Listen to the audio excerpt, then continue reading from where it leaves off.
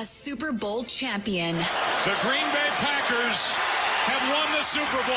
The Packers' all-time leading scorer. A game winner for Mason Crosby. It's time for the Mason Crosby Show with Mitch Nelles, presented by Verizon, the #1 network in Milwaukee, on 1250 AM and 105.7 FM The Fan, powered by the Potawatomi Sportsbook, and on the free Odyssey app.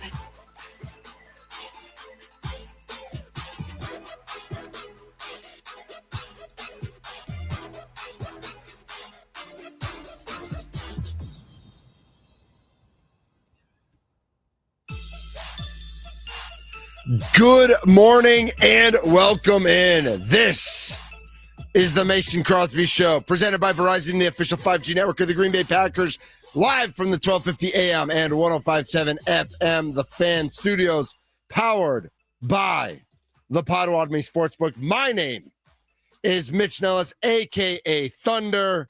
Mason is traveling today.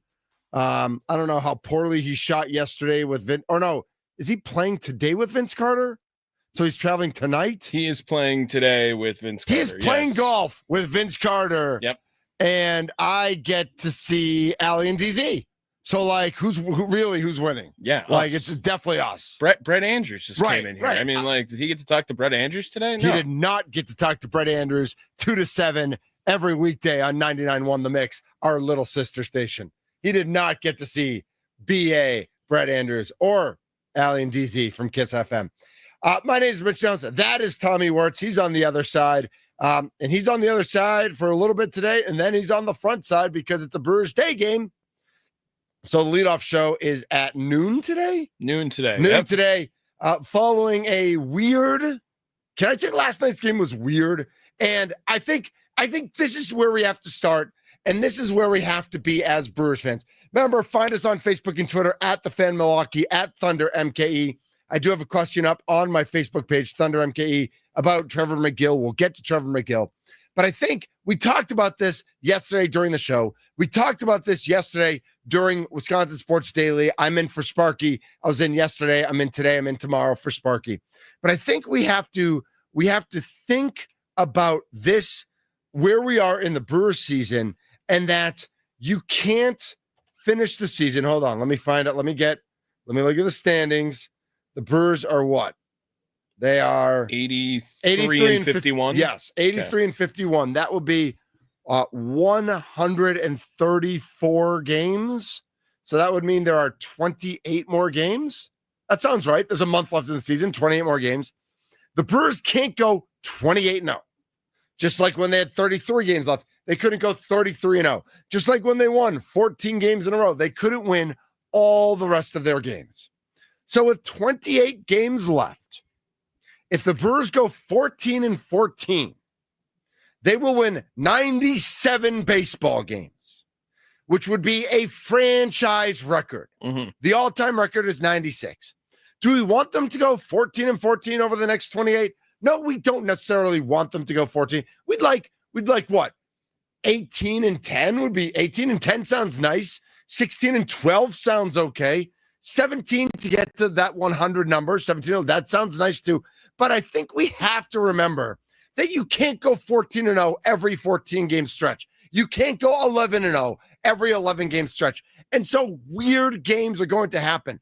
During that 14-0 stretch, the Brewers won some weird games. Oh, yeah. They won some games where they got all the bounces. They got all, they play hard. We talk about it every day. They play hard, all 27 outs. When you play against the Brewers, you got to play baseball, okay? But other teams are playing baseball too. And sometimes weird things happen. Sometimes you hit the ball on the screws and it just happens to go right at someone. Sometimes a ball takes a weird bounce and you don't know what's going to happen. Sometimes you try to make something happen. And even if it's not the right decision, you're trying to make something happen. And when you're 14-0 in a 14-game stretch, you try to make something happen. And every time it works out. And then when you lose a game 3-2 in a game that you had, you should have given up 10 runs yesterday because Eric Fetty, the gas can, was pitching. And all of a sudden, you try to make something happen in the ninth inning and you make the wrong decision and it doesn't go your way. And yeah, we can rip on Andrew Monasterio, Mona, as much as we want. And it wasn't the right decision. It was the wrong decision. But at least he was trying to make something happen. For those of you who don't know, in the bottom of the ninth, Monasterio hit a ball down the left field line. It looked like Gurriel was taking his time getting there. Mona tried to go for two, gets thrown out at second base, and it wasn't that close. No, and I also, the ball off the bat, like, to be fair, Mona probably got some ideas because he saw Christian Yelich do it earlier in the game on a ball that, again, had no business being a double from Christian Yelich. Right. But it looked like the grass was slowing the ball down a little bit. Mhm. Gurriel had a long way to get there. But you got to think that this is live and die by the sword with the Milwaukee Brewers, right? Like, they're going to make you play baseball, and sometimes other teams play baseball. This is kind of how things happened in the playoffs the last couple of years too. Like, they make these risky moves. They're trying to steal bases. They're getting thrown out. Like, they live and die by the sword. Like, the Brewers are going to play their brand of baseball. They have made that clear that they are not trying to play the brand of baseball everyone else is playing in Major League Baseball. They want to play how Milwaukee plays, and they continue to do that all season long. It's worked out very well for them. They have the best record in all of baseball still, and they're going to have some competition against other teams, including Toronto this weekend, another one of the best records in all of baseball. Who play baseball the way they like to play baseball. And the Brewers are going to try it every single day, whether it works or it doesn't. Right. And, quite frankly, if you said Eric Fetty was going to pitch 4 1/3 in this game, like, you would have thought that it was a way worse outcome for the Brewers than it was yesterday. Brewers are going to need to score 8 to even be in the game, and like they did the past 2 games. I think that another thing, Mitch, is this offense, I think, is allowed to have those days. And I don't want to justify the loss for the Brewers by any means, but they have so many opportunities now where they put up more 5-run innings than any other team in baseball. They put up more 4-run innings than any other team in baseball. You're allowed to have games where you score 2 runs. They hit the ball hard a couple of at-bats, and it didn't fall their way. And they tried to extend bases like they do all year, and it worked sometimes. And yesterday it didn't at the most important time. 414-677-1250. 414-677-1250. That's the Nicolay Law Fan talking text line, talking about our Milwaukee Brewers. They scored 2 runs yesterday, and we know, this was a much bigger deal, I think, Tommy, at the beginning of the year, right? If they score 4, they win. If they score less than 4, they lose. And that gets kind of lost when you go 83-51 and have the best record in Major League Baseball. Because when you have the best record in Major League Baseball, you win games. Right. You just win games. That's just how it goes. But that's what yesterday felt like. If they got to 4, and obviously they held Arizona to 3. So, yeah, if they got to 4, they win that game. If they don't get to 4, and you're right, they hit the ball on the screws a number of times. Caleb Durbin's 3 for 3 in this game. He comes up with the bases loaded, and he hits and he drills the ball. And if it's in between short and third, all of a sudden the Brewers have a 1-run lead, but it's right at the third baseman. Right. And it's like, that's where it's a game of inches, a game of feet. You never know how it's going to go. Bryce Terang makes a couple great defensive plays, but starts the game, leadoff hitter, looking at strike 3, ends the game as the leadoff hitter, looking at strike 3. Not a great day at the plate, but that's going to, listen, we love Bryce Terang. And the fact that he could hit 20 home runs in a Major League Baseball season, if you had told somebody that at the beginning of last season, that Bryce Terang's going to hit 20 in a year, we would have laughed you off the dock. We would have said, yeah, maybe he can hit 280. Maybe he can hit 300. Maybe he could hit 40 doubles. Like, he's the kind of guy who could get doubles with his speed, that sort of thing. That would be a huge number. 30 doubles, 20 home runs for Bryce Terang, no way. So he's allowed to have that kind of night. And I think that's to your point. There's 162 games. You're allowed to have this night sometime. Yeah, and I think that, as we're here on the Mason Crosby Show, presented by Verizon, official 5G network of the Green Bay Packers. And we do have some Packer talk coming up later on in this hour. But the Brewers, it feels like, take priority in segment 1 as we wait for Matt LaFleur to wrap up on his presser. The other thing here, Mitch, that we are not bringing up is, we had a lot of high hopes for our guy, Garrett Mitchell, when the season opened up, right? And one of us said that they thought he could go 30-30. Well, maybe that guy's Bryce Terang in the future at this point here, right? This is kind of Bryce Terang, and I'm not necessarily calling it, he will not get 30-30 this year. That's not going to happen. Right. But it is now a power speed combo that we were maybe hoping to see out of Garrett Mitchell at some point. And now Bryce Terang has really adopted that role. And the progression of a young hitter is what Drew Wagner always likes to say, and he'll join us at 10 o'clock. But Bryce Terang is absolutely just the foundation of this Brewers team. And the other guy who I think of in that moment, Christian Yelich too, but William Contreras now continuing his streak of just being so hot at the plate. It's very important to see that the Brewers, when they were on that crazy run of their winning 27 of 30 games, Contreras was up and down through a lot of that time. And at the tail end, you saw Contreras really get hot, and he stayed hot throughout this stretch when the Brewers haven't really been at that same pace. If you can get Contreras on the same page as everyone else like they were in that run, this team is absolutely still a contender and still serious about playing baseball late into the year. Well, and if with everything you just said, I think the context to remember, 414-677-1250, the Nikolai Lofan talking text line, are the Brewers allowed to have a game like last night? Like, are you frustrated that they lose a game that they surely could have won, and that Eric Fetty keeps them in a game where he's been terrible this whole season? I think the context that we have to remember, Tommy, is that we don't want everybody hot on August 28th, right? As hot as everybody was, and as hot as Andrew Vaughn was, and as seemingly cold as he is now, he had a nice base hit last night, and he had another ball that he hit on the screws. And he had a couple nice plays at first base. I think Andrew Vaughn's still going to be very serious throughout this entire run for the Brewers. I totally agree. Yeah. Because remember, you don't need everybody hot on August 28th. Nobody gives you a gold medal ribbon for winning baseball games on August 28th. Yeah. Right. You don't get a ribbon for having the best record in baseball at the end of the year. No, you don't. You get ribbons for winning in October. And so if they can figure out, and with all, we just talked about Contreras, and you just talked about Terang, and we just talked about Vaughn, and we've talked about Yelich, and we've talked about Durbin, and Isaac Collins, is cold now, but could get hot again. We haven't even talked about Mr. Friday Night, who's coming back in Toronto, Mr. Jackson Chourio himself. Now, we don't know if he comes back hot, comes back cold, needs to work his way back in, or he comes back up and has a 10-game hitting streak right away. But again, we don't need Jackson Chourio hot on August 29th, tomorrow night in Toronto. We don't need Jackson Chourio hot tomorrow night. We need him hot in October. Correct. And I think that's the lesson we're learning from all these games, when it's like we can dissect what Mona did last night. And we can look at, that Durbin goes 3 for 3 and then does get out in a big spot. We can look at Contreras homers in the 8th and then Yelich doubles and they don't get Yelich in. And yes, fundamental baseball. And the way the Brewers play baseball is they figure out a way to score Yelich there. And they didn't last night. And that happens. But I think the overriding point is that this is baseball.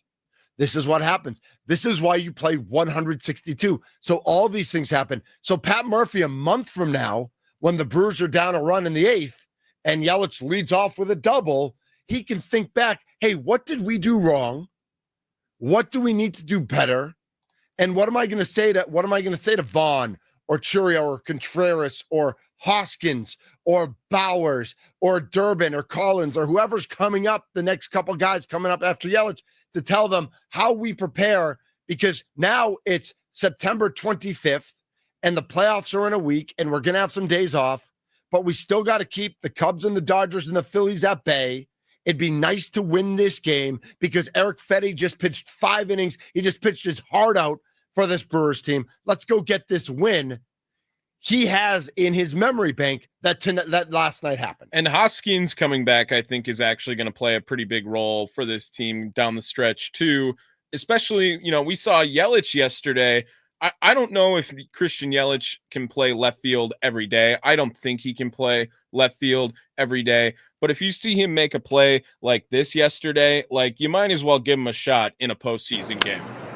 It's a base hit to left, hits sharply. Yelich throws it home. Runner coming in, and it's in time. Look at Yelich.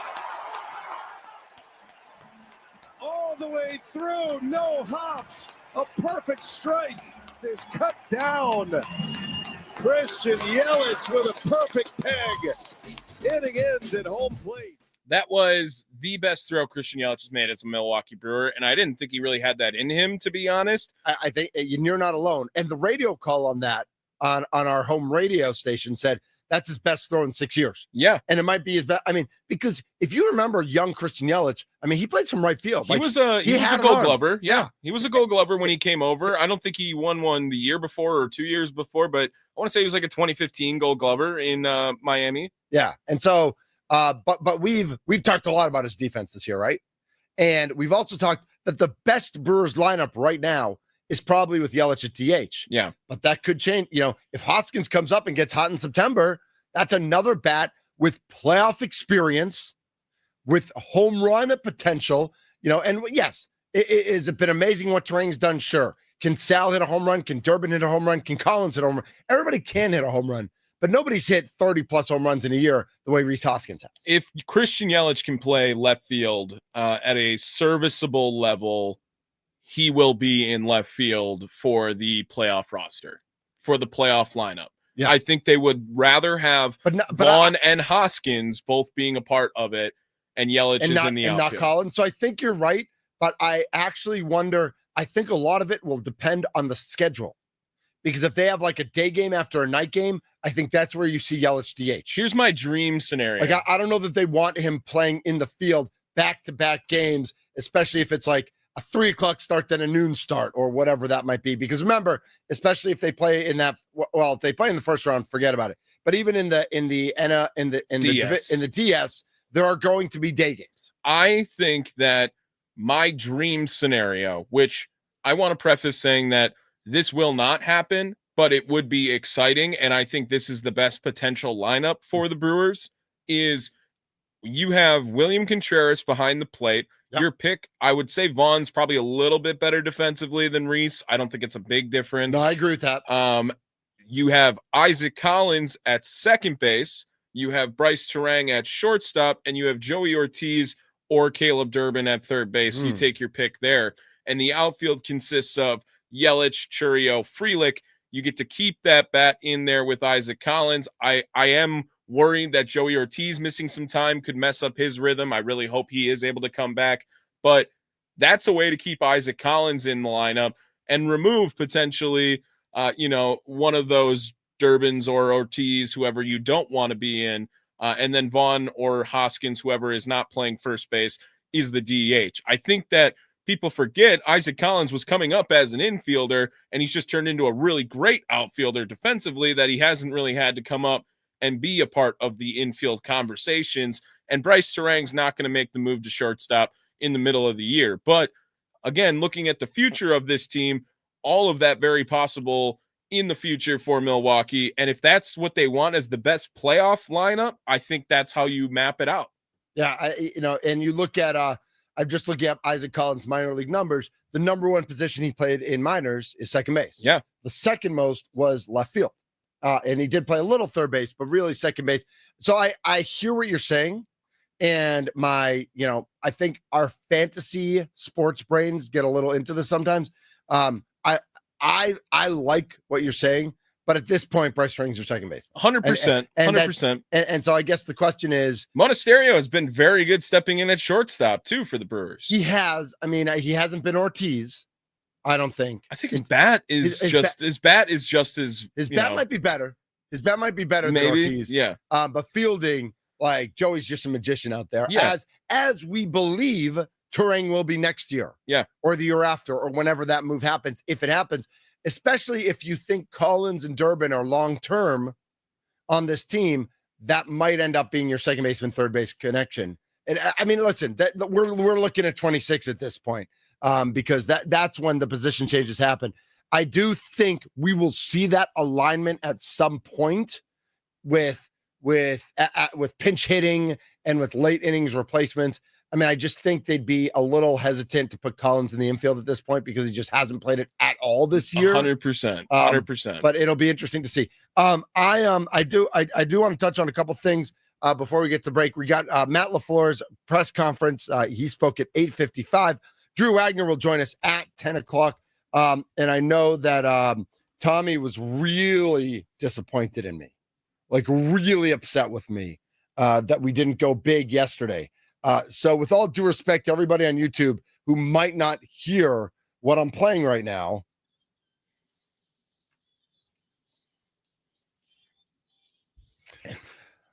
we are playing the song 22 by Taylor Swift because we want to wish all the Mazel Tovs to our besties, Taylor and Travis. We didn't get to it yesterday. I have my shirt. Hi, it's me. I'm the dad. It's me. And Mrs. Thunder saw it yesterday. Said, "You didn't wear that to work today? What's wrong with you?" I forgot to wear my Badger shirt today. Yeah, I was more just like, wow, I was surprised more than disappointed. I just thought that, Mitch Nelles, like right up your alley here, T Swift. Like, what if she goes to Taylor Kelsey? What if she just everything changes? That would be unbelievable. Did you see this video? Maybe I favorited it on TikTok so I can find it.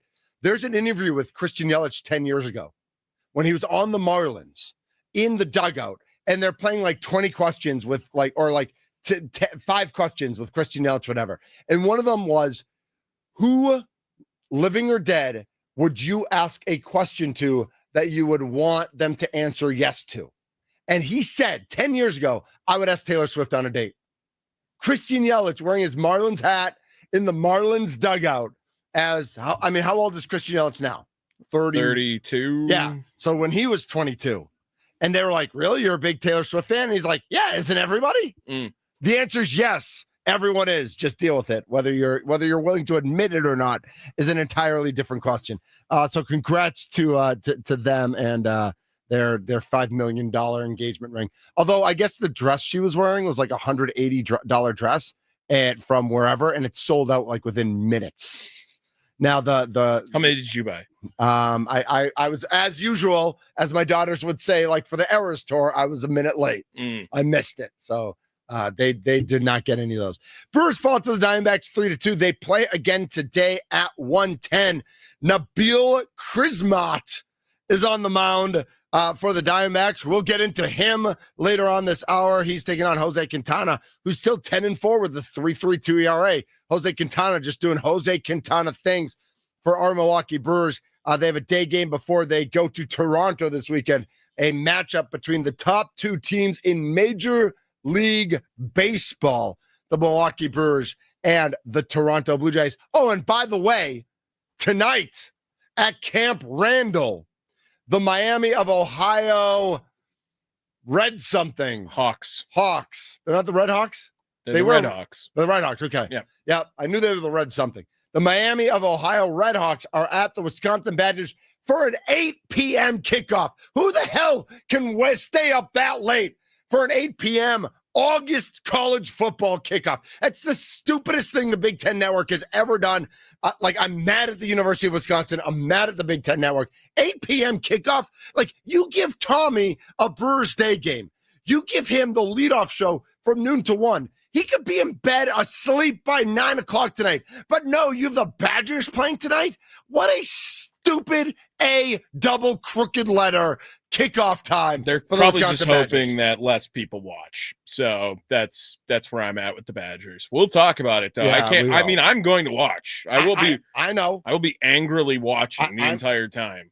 Last night I had the Brewers game on my phone and we were watching Wednesday, the show on Netflix. We're big, it's actually really good. The first season was great. We're watching it and I'm like falling asleep. I still have like some tiredness from our whole travel ordeal, or if you've been listening the past day or two or follow me on Facebook, you know about that. But tonight's going to be a challenge, bro. You better be texting me like every 5 minutes just to make sure I'm still awake. I'm probably going to be live tweeting. So be ready for that. Should we go on Twitch? I mean, we'd have to set it up. We could do it on this. Can we do this? Can we go live on YouTube? Yeah, probably. Yeah, if we hop in together. And I know I can go Facebook Live because that was my jam during pandemic. I did Facebook Live for a year and a half. I have the admin account for this. Yeah, we could probably do that. Actually, I'll run it by some people. Yeah, let's. I'll be in my PJs though. Yeah, just vibing. All right, yeah, that's cool. Let's take a little listen into Matt LaFleur when we come back. See what. All the assorted Green Bay media people had to respond to all the things he had to say today. More Brewers talk. We do want to talk about Mr. McGill to the injured list. We'll get into that. Drew Wagner at 10 o'clock. And then some more Badgers talk as well. It's a fun one today. Mason's golfing with Vince Carter. If I was Vince Carter, if I'm like 10 foot away from the hoop, do you take a running start, scoop up the ball, and just dunk it like all in one motion? It's like instead of the elbow in the rim, it's just the finger. Yeah, just the finger right with there. the golf ball in the cup.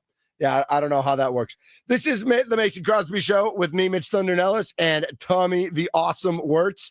We're presented by Verizon, the official 5G network of the Green Bay Packers. We're in the fan studios powered by the Potawatomi Sportsbook. More of you and us coming up next.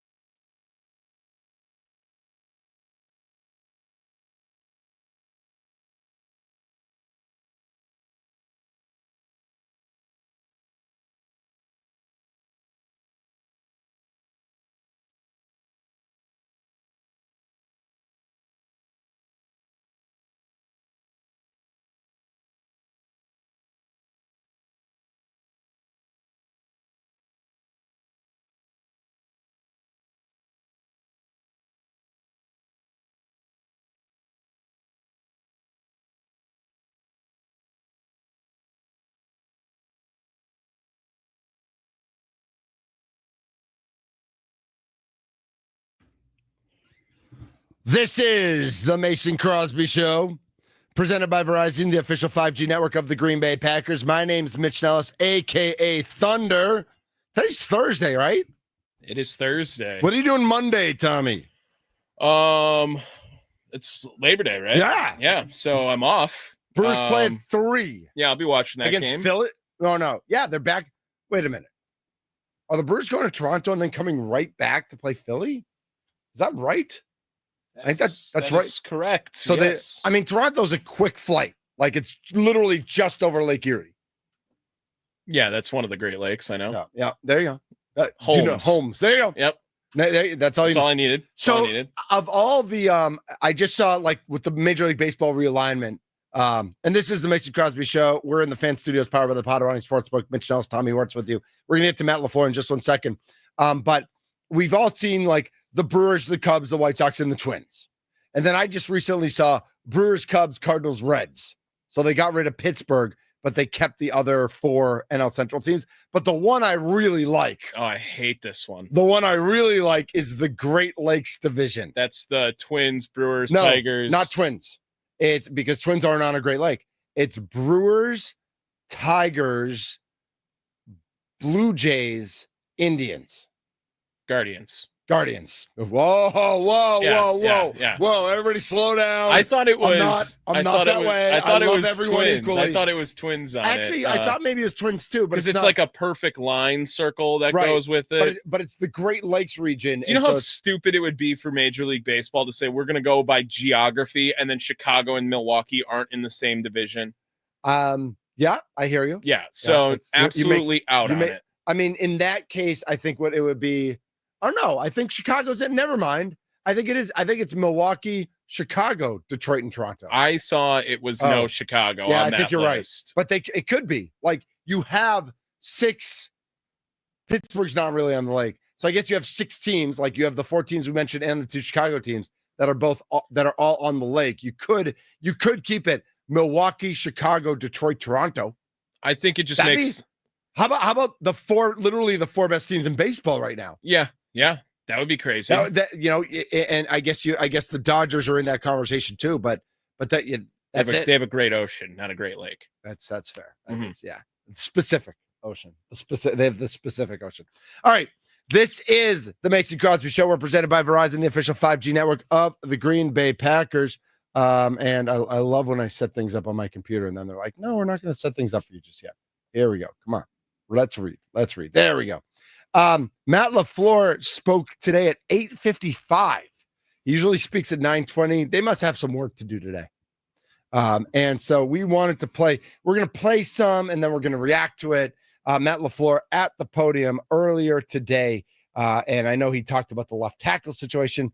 I know there's some Jaden Reed news that is all over Twitter right now. Lots of different opinions on that. Let's get to Matt LaFleur. Able to take all the snaps and do the team stuff this week. Yeah, it's definitely been beneficial just to get back in the flow of practicing, competing, making sure that his fundamentals are crisp, because when they are, I think, he's as good as anybody. Speaking of fundamentals, he was still doing the handoffs wrong-handed or wherever you want to put it. You're very observant. Oh yeah, very, very much so. As a fundamentals guy, though, does it matter ultimately at the end of the day as long as the ball gets to where it needs to get to? Well, I mean, yeah, I think everything matters, but sometimes you got to make do with what you can do. And right now, we're just in we're in that situation. Certainly, as we get closer to the game, we'll kind of, if it's still an issue, we'll have to adjust. I guess, is there any drawback to doing it the way that he's been doing it to get by? Yeah, I think there is, in terms of marrying some of your actions and then just running the risk. More than anything else, we want to make sure we secure the football, and you don't want to run the risk of putting it on the ground. What about obviously talking about Jordan Love there? He's been doing handoffs with all the handoffs with his right hand. So even when he turns to his right, where you'd normally use your left hand, he did protect the thumb like yesterday. A backhand. Yeah, like the backhand handoff. Mm-hmm. And I agree with Matt. I think I think there is a drawback to doing it that way. And I think when you get to 10 days away from now to Detroit, you want all systems to go at 100%. And that means you're handing off with the correct hand. Under center, he must take a good shot on that left thumb every time he gets the snap. Was that anything you looked at? Not really. I mean, the ball should get placed more into your upper hand than the bottom hand. So was he fine after practice? Semantics he of had the no snap. complaints.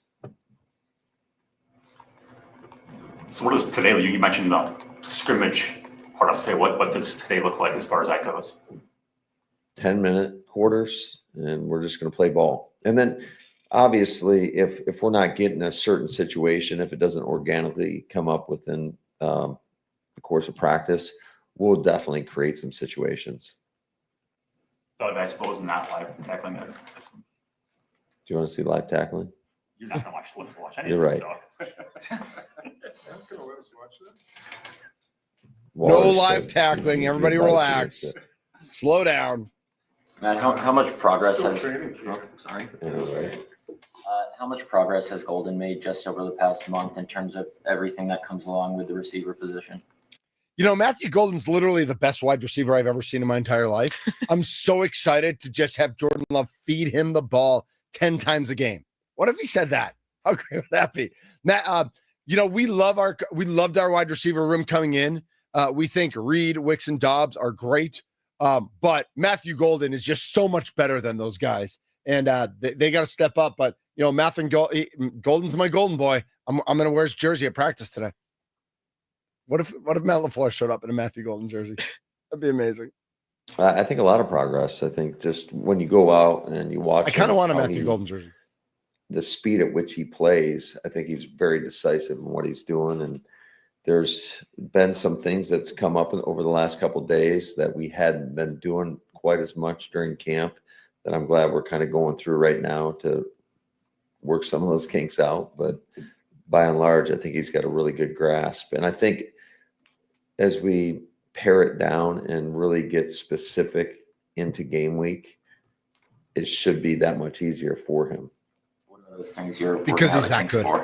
I'm not going to tell you that. You have a lot of drafted receivers in that room, obviously. What was it that Malik Heath did to really separate himself and earn a roster spot? Oh, good question about Malik Heath. Well, I think we know what we can get from Malik. I mean, shoot, I remember. didn't we just say that That was yesterday. Like literally familiarity. Knows the playbook, Right. knows what he's going to do with He's them been here. already. Yep. He can block. They love wide receivers that can block. Like, yeah, I don't care. Just was watching it Same. 2 years ago, and he got more opportunities when we played Detroit, and he was making some big time plays for us. He brings a physical presence to that room. He does a great job in the run game and making contested catches in the passing game. And then where he's really elevated his game is on special teams as well, and just the contributions he's been able to make in that regard. How much in your evaluations does track record matter as opposed to what you see in an individual camp? I think it's hard not to take that out of the equation, unless a guy's fallen way off. There is just past history does naturally, I think, creep into your mind, but he's had a solid camp. Matt, who's gonna be your starting left tackle? We shall see next week. Whoa, okay. Wow. Let's go. Don't want to give away the game plan of left tackle, Matt. All right. Is it that he doesn't want to give away the game plan, or he doesn't want Jordan or Rashid to know? Like, hey guys, keep fighting because we don't, I'm not, is there any chance that he doesn't know who's starting at left tackle right now? No. You think he knows for sure? I think he's made up his mind. He has an idea already of who's going to be there. Yeah. Tommy. I would say he's at a 90%. He knows who's going to start. Who is it going to be? It's going to be Jordan Morgan. I agree. We will see, but I agree. I'll let you know. Is that decider? We shall see next week. No, Okay. Maybe. What's a determining factor? Is it more of a pass blocking thing, or who's going to give you the most? I think anytime we make a decision, it's who do we feel most comfortable that's going to go Help out us there win and, games, and right? compete to the best of their ability and Right. help us win. That's what I It always said. comes down to that. Well, And Well, right now, like if that's the line he's using, then Then it's has gotta to be be Walker. it's got to be Rashid Walker Because he's played. and he was good last year. Like fine. I mean, maybe not elite, but Yep. did a very good job. Yep. And especially with pass pro, like Rashid Walker was great. Yes. Jordan Love got sacked 14 times last year. That's not that many in an NFL landscape. So if that's the line he's going to use, there's no way you can say that Jordan Morgan has earned the job over Rasheed Walker. 414-677-1250 is the Nicolay Law Fan Talking text line. Would love to hear your thoughts on Matt LaFleur's press conference. Who do you think is starting at left tackle? And are you in love with Matthew Golden as much as I am? Let's continue with Matt. You know, thankfully we feel good about a couple options. Do you have any aversion to rotating anywhere on the offensive line, including left tackle? No, I mean that's been in our past, right? We've gone out there and we've played multiple guys. I think sometimes it can be good. Certainly in terms of just the urgency of playing every play at a high level, I think it just naturally ups that. And I think it's just like a lot of D linemen. Most teams rotate their D linemen, and so you can kind of wear down an offensive line if it's just fresh people rolling at them all the time. So there is some good that comes with rotating guys up front. The one thing that is always a concern is the continuity factor in terms of how those guys are working their combination blocks or getting off the ball together. Kind of along the lines of Does the matchup matter? I mean, you're going to probably face Hutchinson on that side. I would assume he plays both sides, right? Does that play a factor? Oh, always. Everything kind of goes into account. You mentioned the chemistry in the combination blocks. Whoever starts at left tackle, how are they with Banks? Just because Aaron has missed a fair bit of time with him. He's missed a bunch of time, and that's why these 3 practices have been great. He'll be out there today. It'll be the closest simulation that we'll have to game like. So, all that is important to get those reps. You guys extended Matt Orzik this week. What do you thought of his body of work in Green Bay so far, and just having that stability too long term with the specialist core? It's one of those things that you don't appreciate all the time. It's just Mason Crosby does. You don't notice it until something bad happens. And thankfully for us, with him there, we haven't had a whole lot of those moments. So I think Matt's done an outstanding job. I think he's an excellent snapper, and he's an even better teammate. And just he's a real asset for us. The power of friendship right there. That's what he's talking about. Young players that made the roster yesterday, when I asked them about is there a veteran that helps you out, they all named about the same 4 or 5 guys that I think I could have picked. Who they named? I didn't listen to your interview. I'm just curious. Who they named? Yeah. Jordan, Elton, Kenny, Josh. 1 or 2 more. Josh. Like those. Josh Jacobs. I assume Josh is on that list. Josh Jacobs. There we go. Okay. There we go. And I came away from that just saying, does that just happen naturally? Are there things that the head coach does to foster that kind of situation? Do you go with the weekly captains? Yeah, I think you're always trying to empower your players to take ownership over the team. And there's certain ways that you can do that. Certainly that's one way is to have weekly game captains. We did form a leadership council this year, which we haven't done since my first year here. I want to be on the leadership council. And a lot of the talks.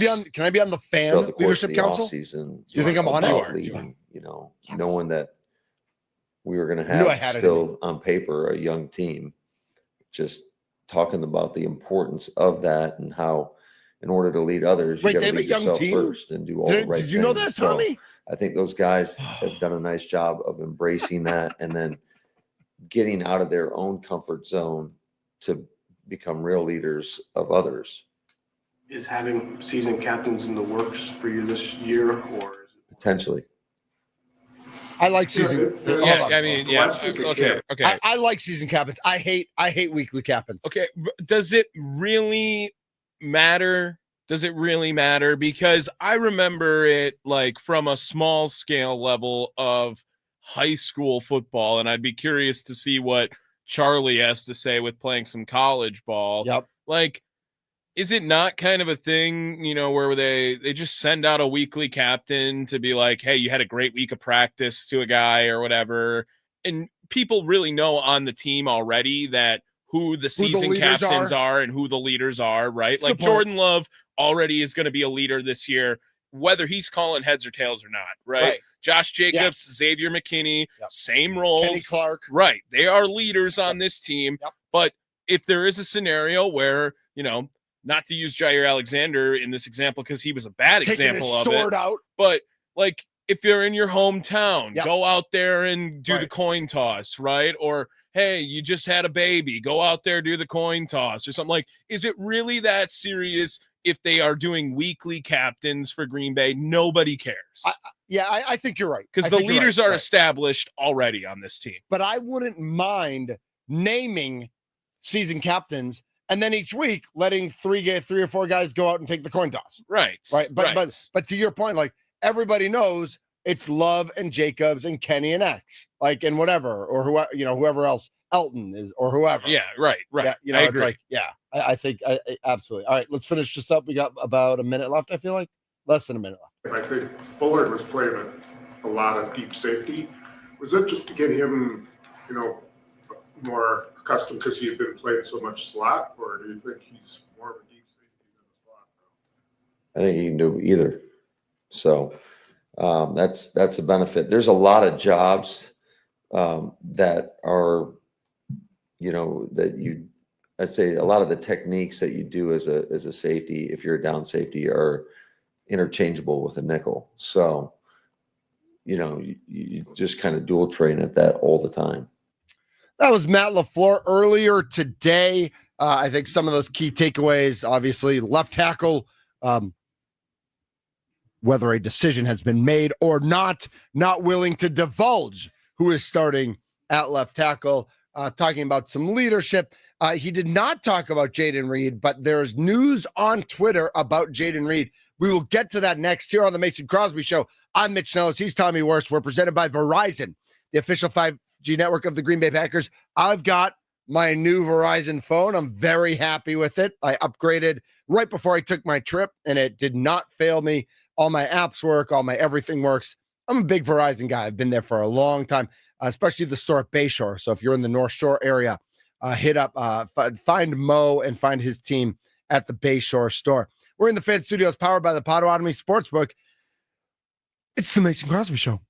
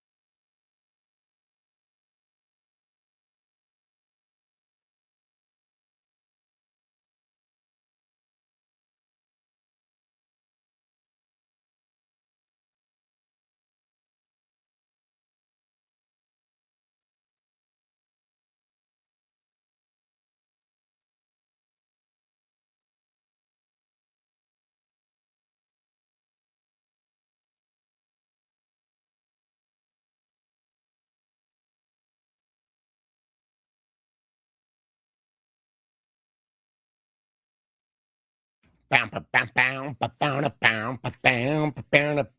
sounds so good on YouTube with no music underneath.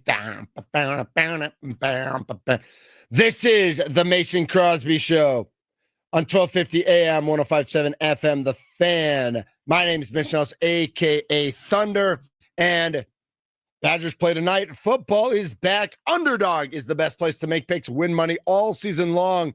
You should be playing because it's so easy. Just pick your favorite players. Billy Edwards Jr.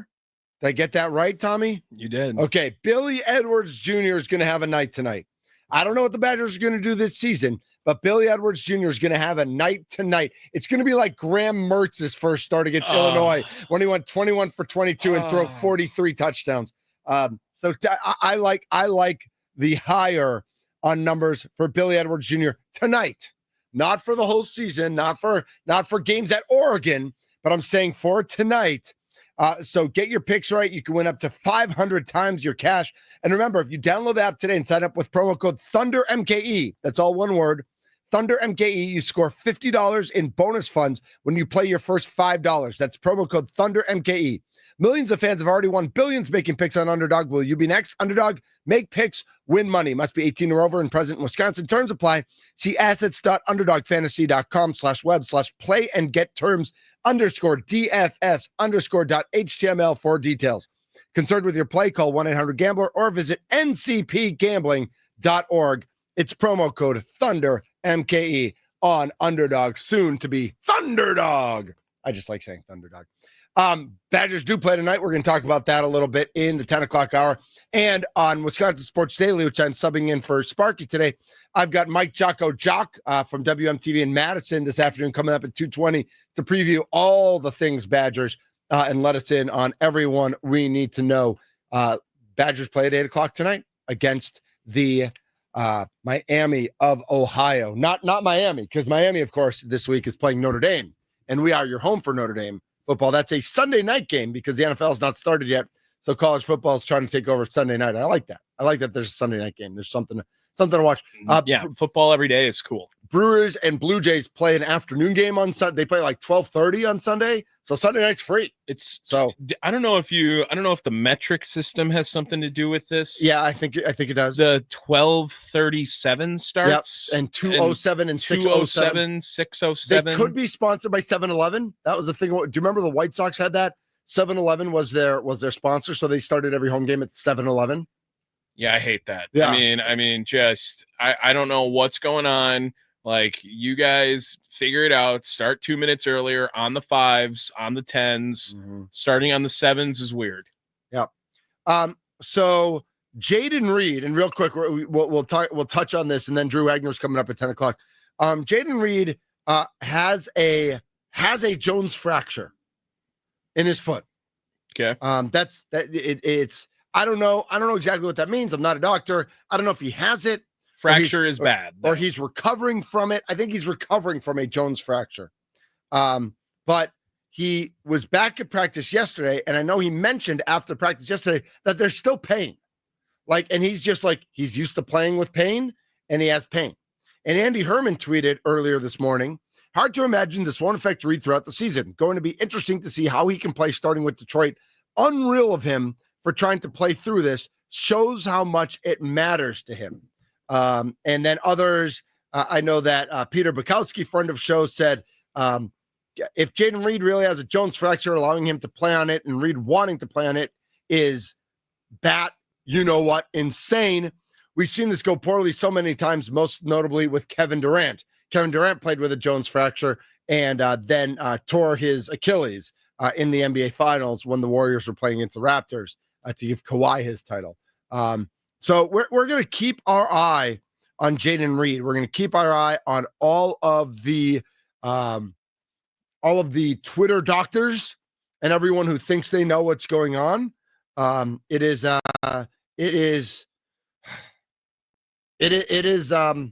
concerning. And I hope that he's taking care of himself. Jaden Reed is. I hope that he's okay. And we'll continue to monitor this situation. It does, it does make more sense than again, as we talked about yesterday, that McCole Hardman's on the practice squad because he is a guy who can play that role and has done it and has succeeded at it and adds depth to that wide receiver room. As of right now, it looks like Jaden Reed's good to go, though in pain and injured or hurt, but not, I don't know. What is he? He's injured, but not hurt. He has an injury. But, one bad tweak and who knows how that goes. We'll keep our eye on Jaden Reed. Drew Wagner, Forbes Sports, Milwaukee baseball insider, by Andrew Wagner, will join us next. We will talk Trevor McGill. We will talk Eric Fetty, and we will talk all things Milwaukee Brewers with Drew Wagner next on the Mason Crosby Show, presented by Verizon, the official 5G network of the Green Bay Packers.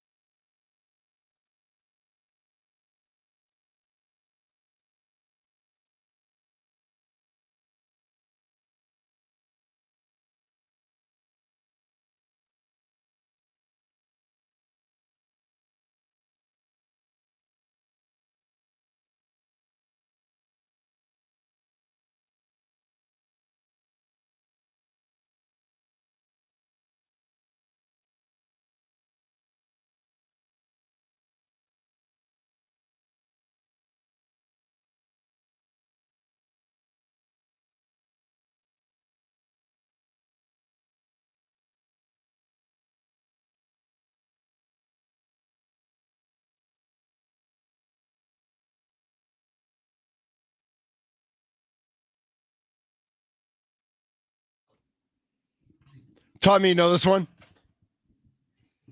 Are you serious? I know. I'm just messing with you. Of course you know this one. I just didn't expect it. I don't know if I've heard this one before. Oh, God. On Maybe the most recognizable song in the world. I've never heard it played like in the middle like that though. No, Like I feel like that's the bump of the music. I've never heard the bump like that used before. This is the Mason Crosby Show. I'm Mitch Nelles, a.k.a. Thunder. Tommy Wirtz is here. We're presented by Verizon, the official 5G network of the Green Bay Packers. And joining us now is honestly our best friend. Our best friend, Drew Wagner's here. Drew, good morning. How are you? You never heard that used in the? Have you never seen Wayne's World? No. I've heard the song a million times. I know it completely by heart. I've just never heard it used as a radio bump like that, jumped off in the middle of the song. Ah, okay. Now I understand. Yeah, that sounds like.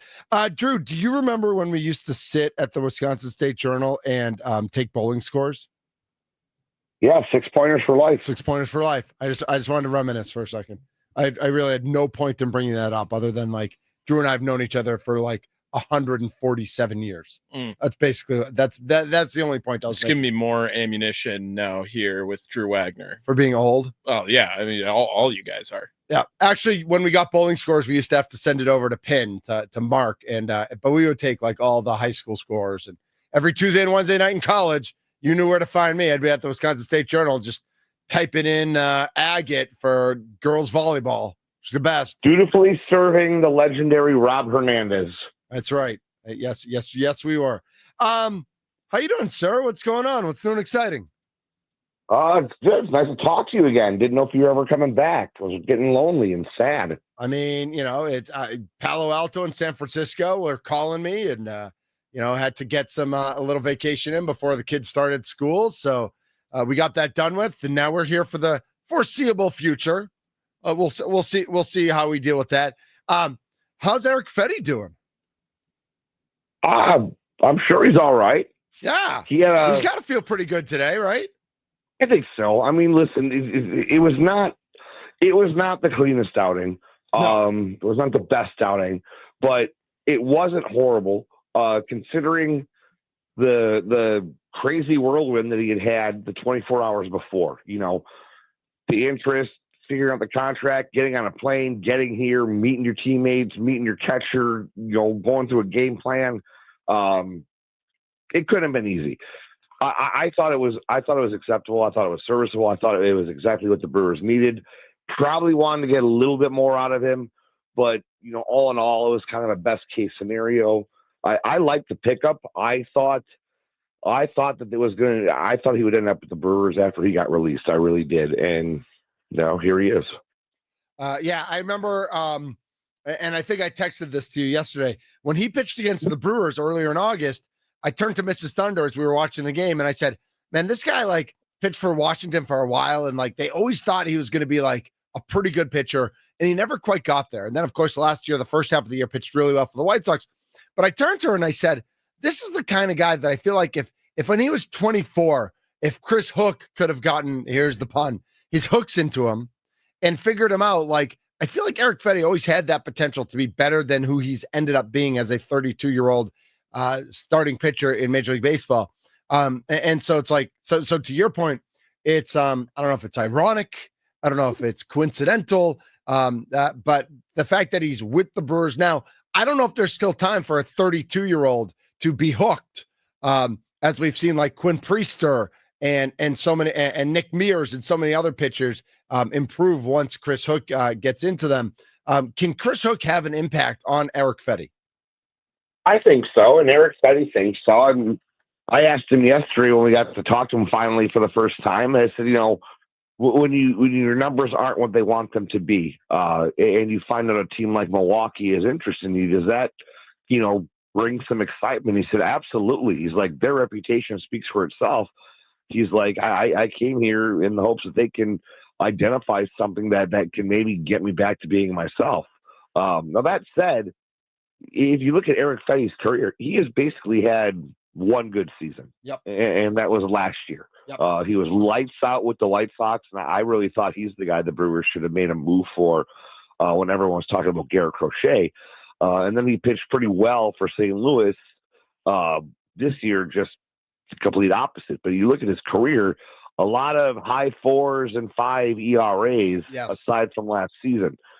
maybe the Brewers find something, maybe not. I don't see him as being any kind of long-term solution, but right now they were in need. This is kind of like last year when they got Dallas Keuchel. They needed some length, they needed some bodies, they needed some arms. He was available. They got him for a full-year contract, so maybe something works for them. If not, you move on. Drew Wagner joining us on the Fan Gas Hotline, powered by Gruber Law. One call, that's all.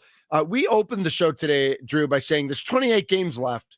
And yeah, when you have an 11-game winning streak, you want to win every game. And when you have a 14-game winning streak, you want to win every game. But the Brewers aren't going 28-0 to end the season. Is last night's game, do we just chalk that up to baseball? Like, I think if you look at the luck-o-meter, which everybody, Cubs fans seem to be obsessed about when it comes to the Brewers, I think the Brewers probably win that game 7 out of 10 times. But just like, the big hit didn't come. The hard hit ball was right at someone. And so Tommy and I preached at the beginning of the show that, like, that's going to happen. Like, you're going to have games like that. You want to avoid them as much as possible in the playoffs. But for it to happen on August 27th, you'd rather it happen on August 27th than on October 4th. I agree with you 100%. I mean, listen, during their streak, every single bounce, every single thing went their way. Of course, there is an element of luck to it. You have the key to good teams is talent and luck. Good fortune. Yep. They're just not getting it right now. Last night was not a horrible game. They were also missing guys from their lineup. Sal Frelick wasn't in there. That changes the complexity of things. They're in the middle of, I don't want to call it a rut, but this long stretch, 19 and 18. It's not an excuse. Your bodies just get run down. I mean, we're old as dirt. We get tired going to the toilet in the middle of the night. True story. I breathe hard. One of those things. Yeah. Yep. So it stinks, but you know what? You knew it was coming, which is why it was all the more important to win all those games, to have that big streak, to build up that cushion in the division, to give you a little margin for error, where one mistake won't crush you in the standings. You still have control your own destiny. You still control your own fate. You're still in the top driver's seat for the top seed. You just have to get through this stretch with as minimal damage as possible. Were you surprised Ashby came out after 2? Did you think he had one more in him? Maybe, but at the same time, you don't want to have him down for a couple of days. You pitch him 2 innings, maybe he's only down for a day, and you can use him again. You pitch him 3, you're probably looking at not having him for a while, and they can't afford that luxury right now. Yeah, I think that's fair. I know we can dissect the 9th inning decision by Andre Monasterio, and I think that is almost chalked up. Tommy and I talked about that as well. It's like when you're winning 14 in a row, when he did what he did last night, he ends up being safe. Like the throws offline or it's bubbled and he ends up safe. When you don't win 14 in a row and you have a couple losses going on, it's then that's when you're thrown up. But overall, I think he's hit better than the Brewers expected him to. His fielding's been pretty good. I don't think he's quite as good as Ortiz at short, but it's been pretty good. Do you think his play is going to make them a little more cautious and maybe take a little extra time with bringing Ortiz back just to make sure Ortiz really is full strength when he comes back? No, I don't think that's going to play. I mean, Joey Ortiz is still night and day. They're their best shortstop option defensively. The thing that I'm impressed with, and Tommy and I talked about this when I came to visit at Brewski, is we don't know who Andrew Monasterio really was, because we've only seen him pinch hitting or occasionally starting just here and there. We've never seen him for extended periods of time. So we really don't know what Andrew Monasterio is capable of. Because let's face it, guys are different players when they're playing regularly and they're getting at bats every day and they know they're in their lineup. It just, the game seems a little bit easier for them that way, and they have more success. I'm impressed with what I've seen from Andrew Monasterio, and we can sit there and that shit that play last night in the 9th inning. But listen, this is how the Brewers win. Yes, is by being aggressive and taking that extra base and forcing that throw, because that throw has to be perfect. Yeah, it has to be spot on. It has to be right on line. You're putting the pressure on the guys to not make a mistake. So I don't look at it as a base running error. I don't look at it as a mistake. I look at it as being aggressive and forcing them to make a play, which they ended up doing. Speaking of throws, Drew, It's a base hit to left, hits sharply. Yelich throws it home. Runner coming in, and it's in time. Look at Yelich. All the way through, no hops. He threw Drew. I don't know if you know, so not his first outfield assist of the year. I know he's been mostly a DH, but Christian Yelich made a throw last night, Drew. The boy's got a hose on him, right? I mean, that's what we've been saying all year, right? He did, 6, 8, 10 years ago, he played a lot of right field. He had an arm. So it's still in there. As Toby Keith says, he's not as good as he once was, but he's good once as he ever was. I will never, ever disagree with you quoting Toby. Nice. So I appreciate that. Oklahoma boy. You love Oklahoma so much. I do. Yeah. I do. Well, we're glad you're still here. The guy's a great player. He's one of the best in baseball. You can nitpick however you want, but he's one of the best all-around players in baseball. He may not be what he was during his MVP years, but he's still incredibly good. Plays a solid outfield, and that throw, man, that was beautiful. That was beautiful. That thing fired in there too, because I thought it was going to be a lot closer than it was. Yeah, it wasn't close. He gunned him all day. Yeah. That was awesome. So if we're talking about Christian Yelich, I kind of want to get it a little bit deeper there. You're talking about how good of a player he is. And I think we've seen that, we see his leadership, especially by example, but we also see his community involvement and those sorts of things. And what does it mean to the franchise that like a guy like Christian Yelich is doing what he's doing in a way that, like, coming back from his injuries, I mean, he could have fallen apart. He could have let his body fall apart. He could have let his attitude fall apart. But it just seems like every time you turn around, like he's involved in something in the community, or he's helping some people out, or he's got a smile on his face in the dugout, whatever it might be. Like what makes Yelich's impact so meaningful for this Milwaukee Brewers team? I think about that a lot, and it's something that I want to write about hopefully this year. He has really embraced the role of being the quote-unquote franchise player, of being the community icon, the community pillar. He has his charity concert every year. He gets involved with a lot of smaller stuff that we don't even find out about till after the fact, if ever. He's a leader of the team. He's a community icon. Like, he has really embraced being the quote-unquote captain, the face of the Brewers, all this stuff. And all the stuff and responsibility that comes with it. Christian Yelich has embraced it, and that's hard to do. They tried that with Ryan Braun, and Ryan Braun did some things in the community. He was involved in Habitat. He did his food drive every year. But I feel like Yelich has taken it a step further, because if there is a big event, he's usually involved in it, and that's admirable. That's really admirable, because with big paycheck comes big responsibility, and on the field and off. And I feel like Christian Yelich has embraced both of those. That was actually going to be my follow-up, was about how much of it did he learn from Ryan Braun? Because I think Braun kind of started it, and I think you're absolutely right. Like, Yelich has taken it and then taken it exponentially to the next level. But there was that aspect of Braun that, he did the turkeys around Thanksgiving, and he did a bunch of other events. And I think Braun, like, probably his PR people told him he had to after his situations. But he also seemed to embrace it. Like, it didn't seem like he did it begrudgingly. He did it and kind of enjoyed being the face of the franchise.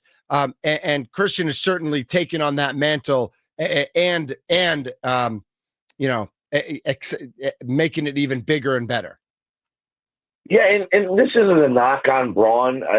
It'll sound like it, but it's not meant as a slight. I think with Yelich, though, there's more. What's the word? It's more organic, more authentic. Yeah. I don't know how to. It feels like it comes naturally to him. Like, he wants to be that person. It's not that he has to. It's that he very much wants to be that person. Yeah, I think that's what we see. All right, today we've got Jose Quintana against some guy I've never heard of before, Drew, and it seems like the Brewers always struggle against when they play a guy, though maybe not as much in recent history, but certainly over the last decade. Nabil Krismat, who pitched 4 shutout innings his last appearance. Do you know anything about this guy? I know that his name is really funky. Yep. Yep. I know that he's got a 1-0 record and a 0 ERA.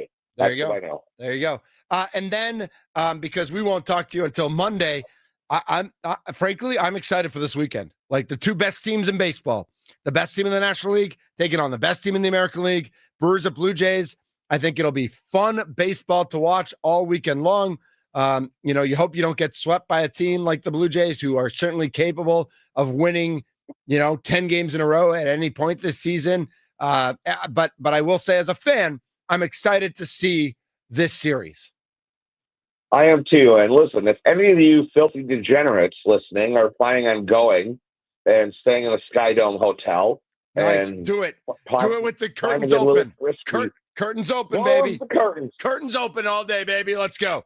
And finally, did you know that the Badgers are playing tonight at 8:00? I honestly did not. I did not. The Badgers play Miami of Ohio tonight at Camp Randall at 8:00. Who in their broken brain decided an 8 p.m. kickoff on a Thursday night was a good idea? That's all I want to know. Probably the same people that thought it'd be great to incorporate a bunch of teams from the West Coast into the Midwest-based Big Ten Conference. Yeah, that sounds right as well. What are we thinking? What are we thinking of the Badgers this year? I've got 5-7. Oh, that's optimistic. That is, yeah. Tommy's like 3 wins. Tommy is like super down on this team. I mean, I will be shocked if they make it to 5 wins. I will be. They will beat someone they should not have. Mason said they're going to start 5-1. Yeah. They will beat someone they should not have if they have won 5 games this year. They have the roughest schedule of. I mean, their schedule of all time. Their schedule is absolutely brutal, Drew. It tells you something about a program when they bring back throwback jerseys to honor an era in which they didn't win a damn game for years. You're not wrong. Yeah, are they going to run the veer offense? Maybe they should. They should just play defense all game, and if they hold them to under 10, they should win by default. September 13th, they're at Alabama. Should we go to Tuscaloosa, Drew? Tuscaloosa is a hell of a town, dude. I'll go in a heartbeat. I would too. I mean, I know the game's going to be 59-0, but I want to go to that game. I got to be honest. You know what jersey they should have brought back? Speaking of 59-0, those one and dones that they wore in the '95 season opener when they got whooped by Colorado. Colorado, yep, I remember that game. Sleeves. And Barry was so pissed he had them all destroyed. Bring those back, especially if they were made by Stark. Well, I know Chris McIntosh is the AD, but Barry still got a lot of sway. I don't think you'll see those. I think even if they recreated them, he would have them burned before they were even worn again. Just to get rid of those. That would be spectacular. And they were awesome, and they were 90s peak. They really were 90s peak, but that game was brutal. Okay, Colorado just opened up the woodshed on that one. Was that Cordell? That was Cordell and Michael Westbrook. Absolutely. Yep. They feasted that day. That's for sure. Well, Drew, thank you so much. Have fun at the ballpark today. Have fun watching the games in Toronto this weekend. And we will talk with you on Monday. Sounds good, brother. See you soon. Yes, sir. That is Drew Wagner joining us on the Fan Guest Hotline, powered by Gruber Law. One call, that's all. Follow him at @ByAndrewWagner on the Twitterverse, @ByAndrewWagner.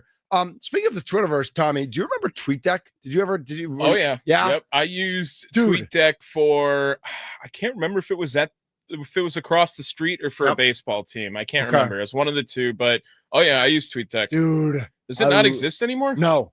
Wow, I guess I didn't even know that. Elon shut it down because it has, and he didn't create XDeck, which I feel like you should have. I don't even know if it was TweetDeck so was it. I never would go to Twitter.com. I feel like it looked cooler. I don't even know if it actually was better. Because I never had to switch screens. Like I saw my mentions. Yeah. I saw all the mentions from any radio station I was working at. So I will say this, that I'm pretty sure what we're using the social media blast could do the same thing for you. But is it open to the public? Like, or did you have to have a paid account? Oh yeah, I would probably say no. It's not as Right. open world Like as it TweetDeck, I could can have just been. log into. Right. And I don't know if like I can do the same with Hootsuite or stuff like that, but yeah, I don't know. Our thanks to Drew Wagner for jumping on. Let's talk a little Badgers football. I will admit I don't know anything about Badgers football. So Tommy, this is your time to shine. Now we're just gonna have fun with it. I got you. Yeah, I got you here because I had our boy Nick hook us up. Nick Osin. Oh, did you? Nice. So I'll get it all situated over here so we can all learn together. Remember that we're going to be talking Packers, we're going to be talking Brewers, and we're going to be talking Badgers today on Wisconsin Sports Daily, served up by Wendy's. Mike Jocko Jock from WMTV in Madison, he's going to join me. I'm in for Sparky today at 2:20 on Wisconsin Sports Daily, served up by Wendy's on 1250 AM and 105.7 FM. The Fan. Some Badger talk coming up here on the Mason Crosby Show, presented by Verizon.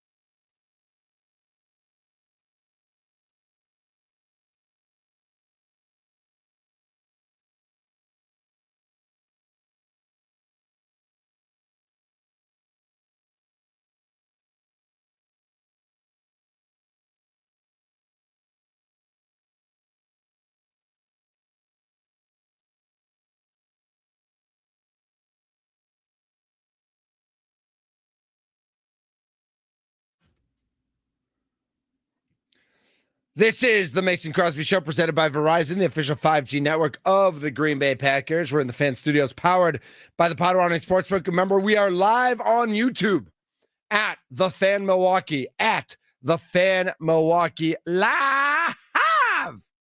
Sorry, I just wanted to sparky it up for a second there. We are live on YouTube at The Fan Milwaukee. Just punch in. You do need the @ sign at The Fan Milwaukee and just click the live button. It'll take you, and you will see mine and Tommy's just like fantastic mugs right there. The Wisconsin Badgers taking on the Miami of Ohio Redhawks tonight at Camp Randall. This is the season opener. The title that I'm looking at right now on the game preview from the AP, Wisconsin tries to bounce back from 2024 collapse as it hosts Miami in season opener. Key stats from last year, Miami's overall offense was 98th, passing was 80th, rushing was 91st, scoring was 96th at 24.1 points a game. 24.1 points a game was 96th. Was there that much scoring in college football last year? That seems crazy. Their defense was 33rd, rushing 47th, passing 34th, scoring. They only gave up 18.8 points per game last year. They were 15th in all of college football, giving up 15th, giving up 18.8 points. The Badgers, well, if their overall offense for Miami was 98th last year, of course, the Badgers were 99th. Passing was 102nd, rushing was 78th, scoring was 108th at 22.6 points per game. Overall defense, 41st, rushing 91st, passing 14th, scoring 47th, 23.1 points allowed. I have up on the screen right here on YouTube. Okay. This is the official depth chart of the Wisconsin Badgers. Where'd you get that? Our good buddy Nick Osen sent that over to me. Okay. This was the initial list that I guess was devised by Fickle, Tressel, whoever, Grimes, all together at once. Believe there are five true freshmen within the first or second spot of the depth chart.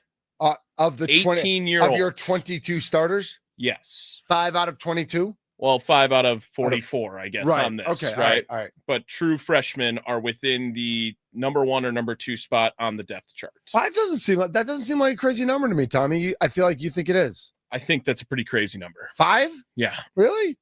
In this era when you should probably be recruiting freshmen less than ever. Because you should be getting transfers and Yes. with no transfer rules like they have. All right, I can see that. Billy Edwards Jr., last year at Maryland, passed for 2,881 yards, 15 touchdowns, 9 interceptions, a 65% completion percentage. So not exactly impressive. He was the starter for the full season. He did have a game against USC in the game that Maryland beat USC 29-28.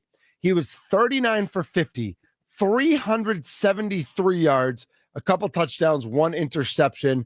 Not a big runner. In his last 4 games, he did rush for 30, 26, 28, and 25 yards in those games, but all 4 were losses. They got destroyed by Minnesota 48-23. They lost at number 1 Oregon 39-18. They lost to Rutgers 31-17. And then I assume he got benched or hurt in their final game against Iowa because he was only 5 for 8 for 26 yards. They lost 29-13 to Iowa, who always has a pretty good defense. I mean, not overly impressive. Like what are you expecting from Billy Edwards Jr.? Do you think he's good or okay or barely mediocre? I feel like he is the lowest expectations out of a transfer quarterback I have for Wisconsin ever. And in this era of college football, Lower than Van Pelt? Van Dyke. Van Dyke. Yes. Lower than Danny O'Brien or whatever that guy's name Danny was? O'Neal is the second string on the team currently. Oh, no. I'm talking about they had a guy after Russell Wilson.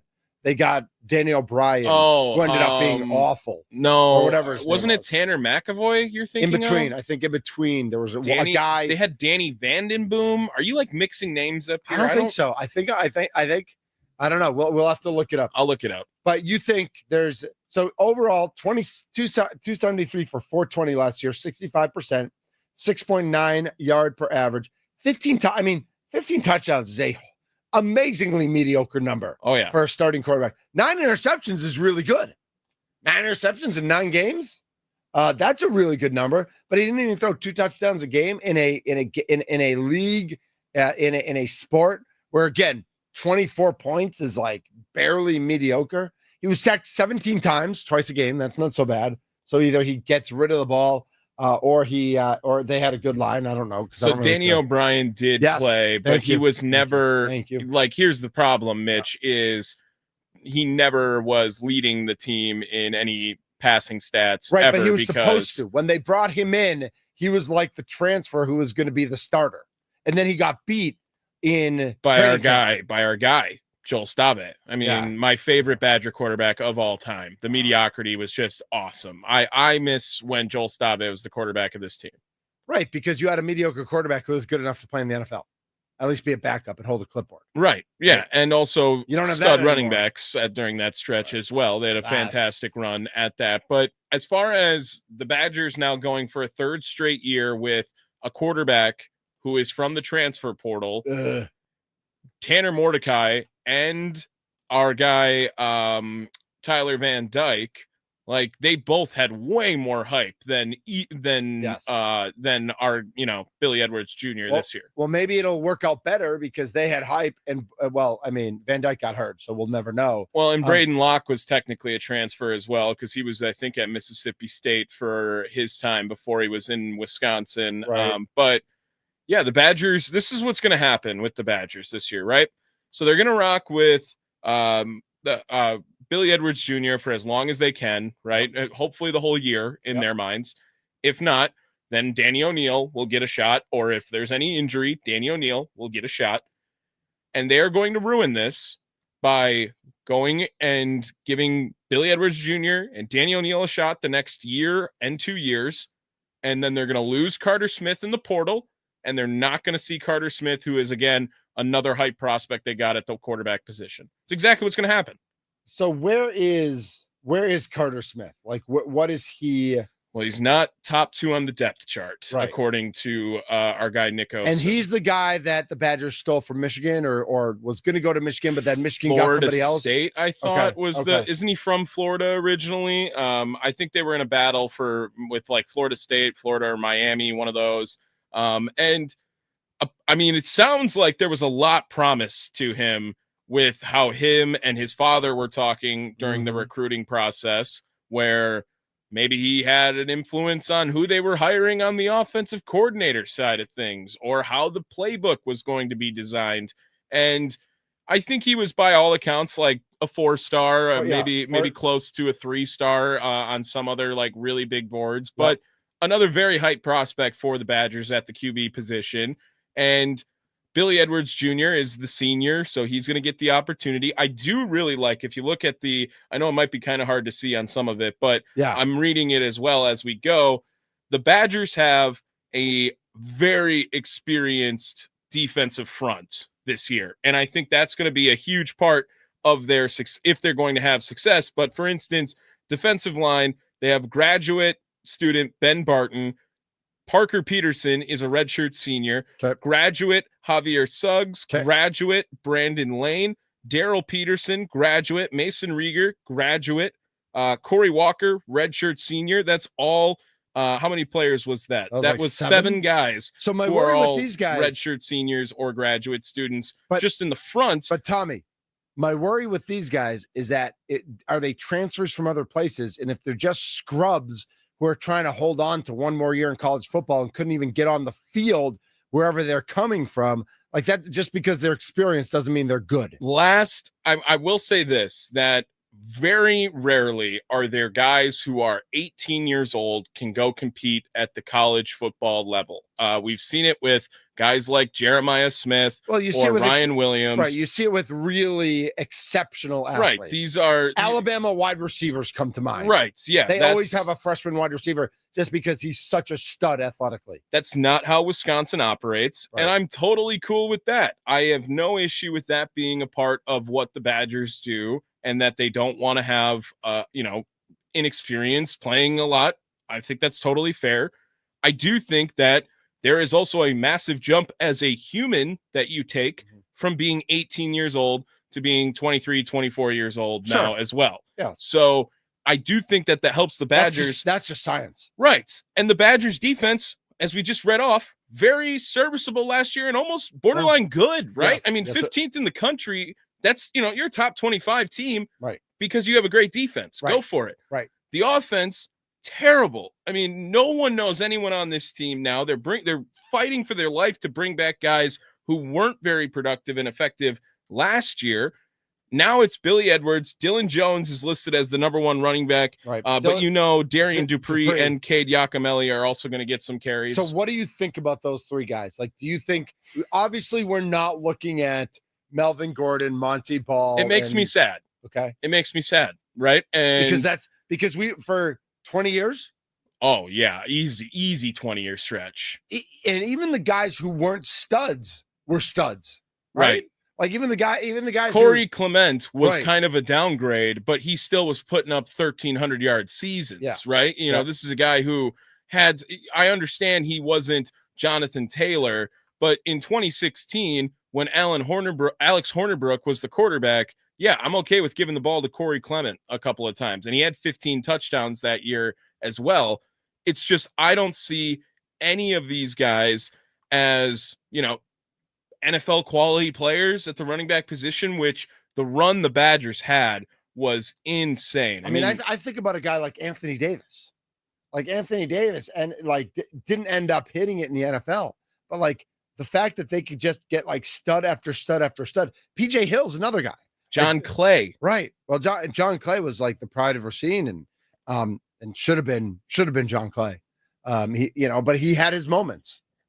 Before, things didn't go well for him after college. But I just think like we were so used to everyone working out year after year. Even looking at just James White, who turned out to have a fantastic, long, successful NFL career, who I believe in the 2010s had the 5th most receiving yards of any running back throughout the entire 2010s in the NFL. Plus got robbed of a Super Bowl MVP from Tom Brady. 100%. And he won a couple more and was a big piece of that. And another guy who's still kicking around, Dare Agumbawale, who it was the starting running back in 2015 when Clement gets hurt. Like, the Badgers just churn out NFL talent at that position every year from at minimum 2010, and you can go back before that, when you're talking Ron Dane going and in the early. I mean, I'd say since 1994, when they had Terrell Fletcher backing up who's 33 before Ron Dane. How am I blanking on this?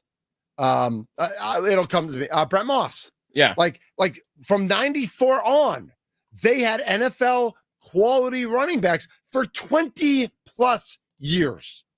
With not a high recruiting class at that position. Right, like Jonathan Taylor, very famous, a 3-star recruit out of New Jersey. Like they didn't and they crushed him. I mean, Anthony Davis was New Jersey. Ron Dane was New Jersey. They owned running backs from New Jersey. Like they just got everybody. It was amazing.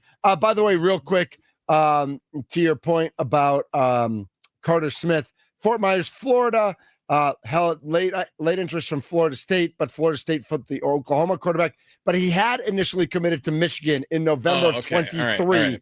He spent a year in their 25 class as a high school senior before pulling his pledge late last month when Michigan got Bryce Underwood, who flipped from LSU to Michigan. So with all the flipping, it's hard to keep it. All right, 17.5 points. Badgers cover? God, I hope.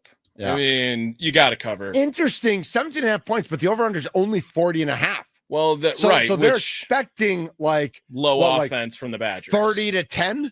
Yeah, like that. That's about what the odds makers are thinking. And who did they open the seat? Was it Western Michigan last year they opened against? Right, I was at the game. I believe it was Western Michigan, and that was another game where, if you remember, Like the Badgers were totally out of control and outmanned in that game until Western Michigan muffed that punt. Yes. They muffed the punt, and then the Badgers got it. They got a little momentum, a short field, and it was okay.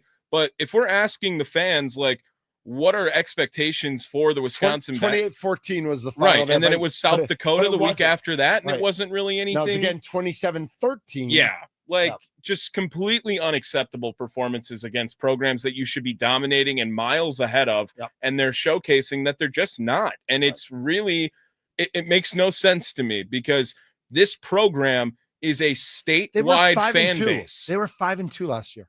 Yeah, and then I told you they weren't going to make a bowl game. I said I don't think they were going, and then they lost every game after that. That was the run of Iowa, Minnesota was in there, Oregon was in there, State, Iowa, Oregon, Nebraska, Minnesota, and just the embarrassing ways they lost to Nebraska and Minnesota to end the season.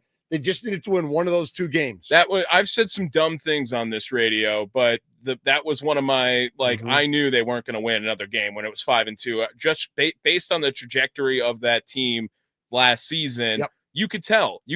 And Billy Edwards has a chance to rope me back in, I guess, but it's not really going to matter until week 3. And if you don't look absolutely perfect almost the first 2 weeks, you got no chance against Alabama. Well, and I think regardless, they have no chance against Alabama. Like, they can do whatever they want. And what they need to do against Alabama is what they need to do this whole season. They're going to have one game this year where it's going to be either, it's going to be against either Ohio State, Oregon, or Alabama, and they're going to lose by 14. And they're going to keep it close until they have an interception or something. It was the Oregon game last year at Camp Randall, right? Everyone thought, they're keeping them in it, and then jump around happens, and then they lose after. And they're going to do that once this year because their defense is good.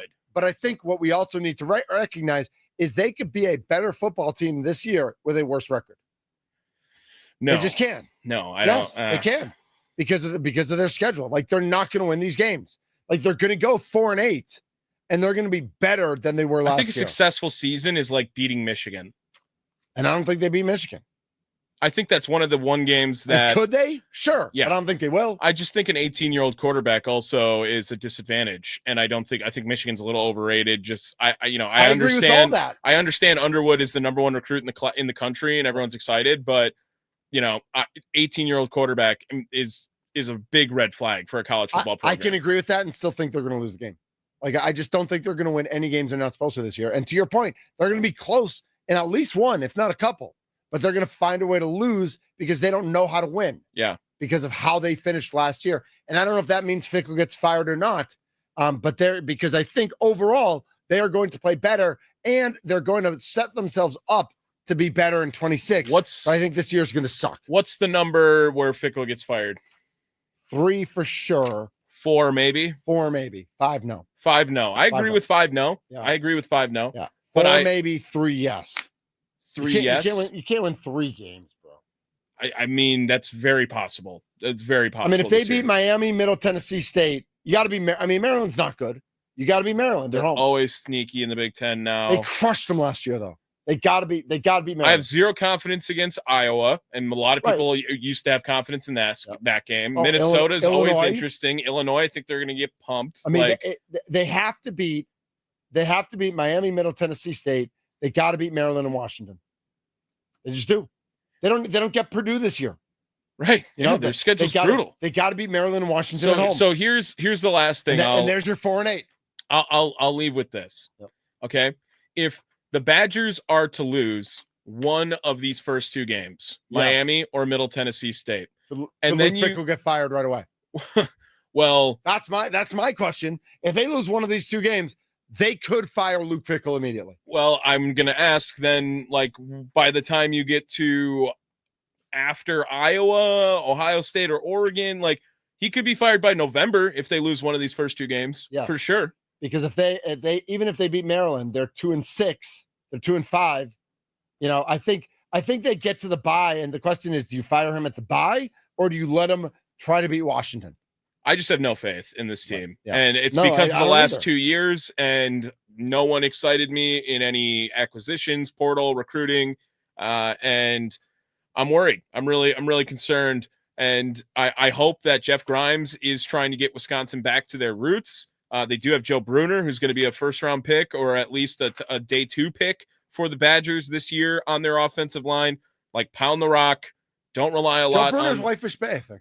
He might be. Yeah, I'm pretty sure. Yeah. Okay. So I just think that the Badgers this year have a lot of people watching them to be like, are they going to take that step to try to become serious next year? Because this year is going to be brutal. I mean, how many games are they going to be favored in? If you take away the first 2 games of the year, 4 games. If you take away the first 2 the games, 4 games I talked about, they're gonna be favored. No, in the first 2 games, yeah, they're favored against Maryland and Washington. That's it. And those are the games they're gonna win. They're gonna go 4-8. They're gonna lose every game they shouldn't win.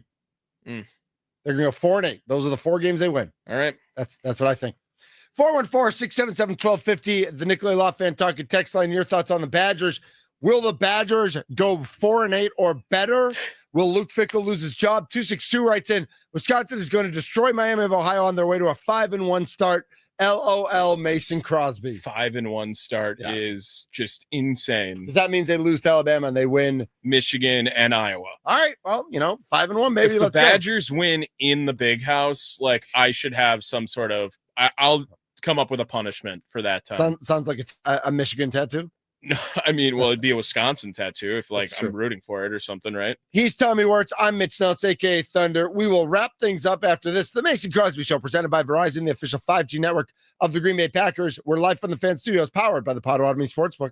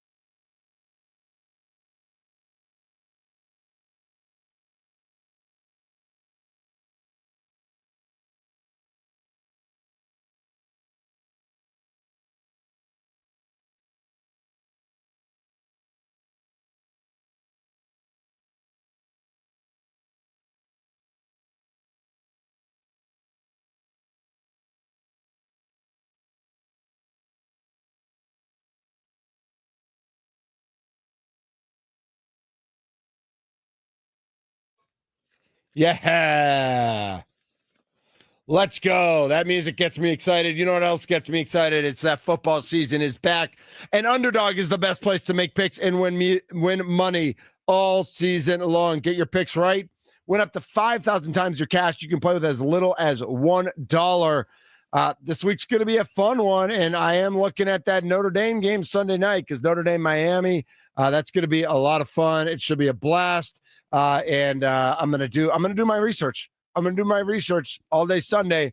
So I just rocked that. I know Carson Beck is the quarterback now for Miami. I might go lower for him just because I'm a Notre Dame fan now. So let's go Irish.